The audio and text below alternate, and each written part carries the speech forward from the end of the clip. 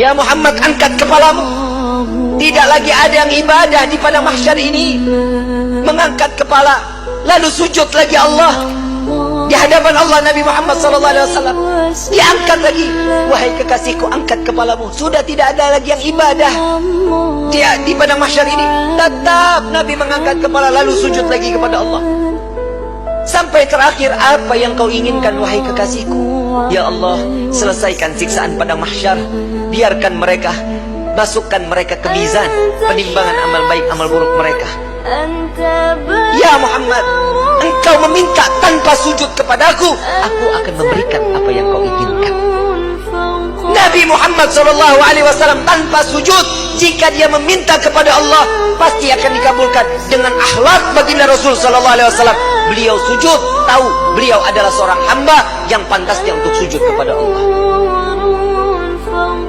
Dia adalah Nabi SAW. Tatkala mereka datang bersama dengan Nabi, ya Rasulullah, mintalah permohonan kepada Allah. Apa jawaban Nabi? Analaha, analaha, analaha. Aku yang dapat menolong kalian. Aku yang akan memberikan syafaat kepada kalian. Aku yang akan membebaskan kalian dari siksaan padang mahsyar di hari ini.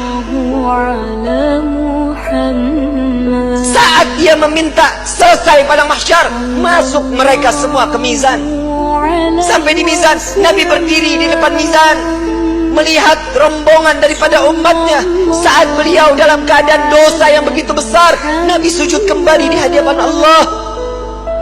Ya Rabb, doa baginda Rasul SAW, ya Allah, ringankan beban dosa umatku,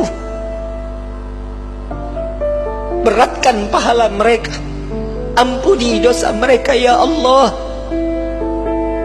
Kita berbuat dosa di atas bumi Allah. Nabi yang terus menerus, sampai di mizan pun Nabi sujud kepada Allah agar kita diselamatkan, dibebaskan, agar masuknya kita ke dalam syurganya Allah.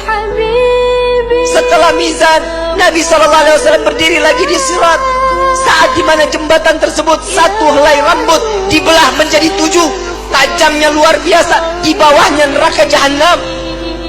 Nabi menunggu sampai ada umat yang ingin tergelincir, dipegang oleh Nabi, dituntun sampai di ujung daripada jembatan tersebut. Nabi menjaga umat sampai saat di dalam surga kelak, Nabi berdiri di depan pintu surga, tidak masuk ke dalam pintu surga, menunggu satu persatu agar masuk, mereka dimasuk ke dalam surga. Sampai di dalam riwayat Siti Fatimah bertanya, ya Rasulullah, untuk apa kau berdiri di depan pintu surga? Aku menunggu umatku. Jika satu yang tertinggal belum masuk ke dalam surga, maka aku tidak akan pernah masuk ke dalam surganya Allah.